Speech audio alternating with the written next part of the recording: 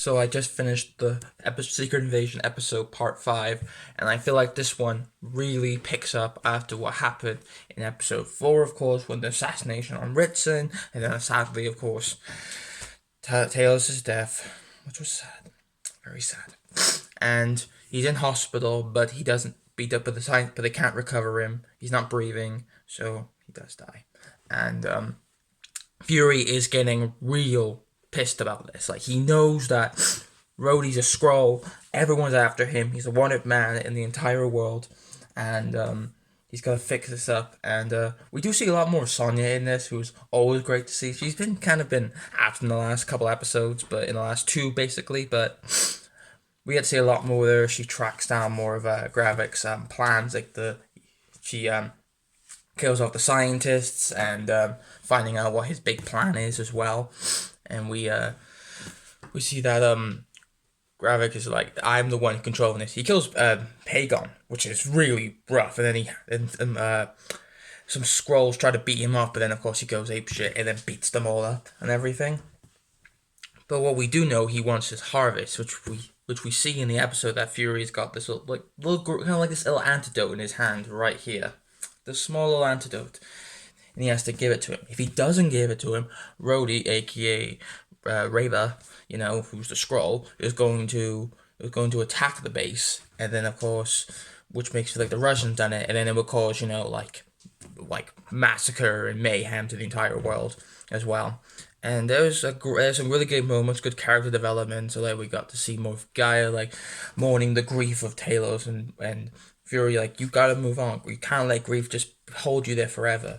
And he gives them, and they actually go back to the place we saw in episode 2, which was in 1987, which was after Captain Marvel, how Fury brought Talos and all the remaining Skrull refugees to Earth, and brought this little room, and he gave some little backstory, like during the war, like near the bad guys, of course, that bonded, and then they got rebuilt, of course. It was very interesting as well, and they do a little bit, and Gaia meets Priscilla, and then of course they have to burn Tails' body, which, by the way, I was kind of getting a Return of the Jedi kind of like vibes in that bit, when like Luke had to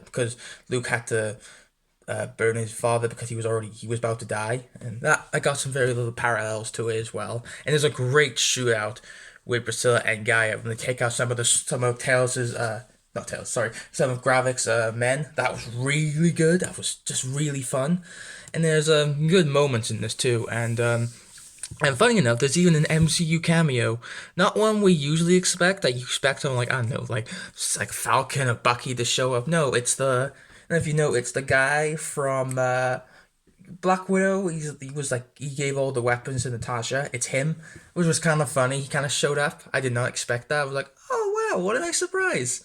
Because I thought that in that movie he was going to be Taskmaster, because they were teasing who Taskmaster was before we know it was just Dreykov's daughter. So I like the fact that bringing some Black Widow kind of like characters. Like, they mentioned Dreykov like in the last episode, and then no, it was before the episode. Last one was the 2012 one. Yeah, that's right.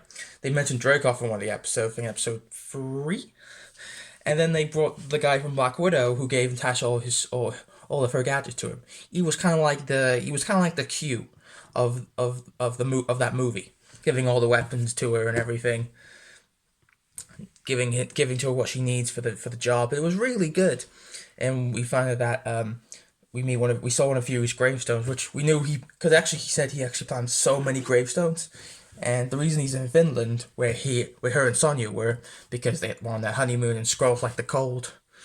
And the ending is really good. Like, Fury gets ready, he's got his eye patch back, and he's got his gun ready, and he's ready to go to war with Gravik. I'm so excited for episode 6. It's going to be a great finale too. It's going to be a one-on-one. Fury versus Gravik. I'm looking forward to that. And this is what been one of my favorite MCU shows. Is it gonna be Is it gonna be in the top 5 with Loki and Moon Knight and what other great shows? Falcon and Winter Soldier? Probably, for sure, definitely. But this is I think so far this is a really good adaptation of a famous story that we all know and love. It's a comic accurate. It's got all the heroes in it. We don't need all the heroes all the time. Sometimes we gotta focus more on grounded realism, which this show does really well. And I love that. But that's just my quick little thoughts on today's episode fifth episode of Secret Invasion.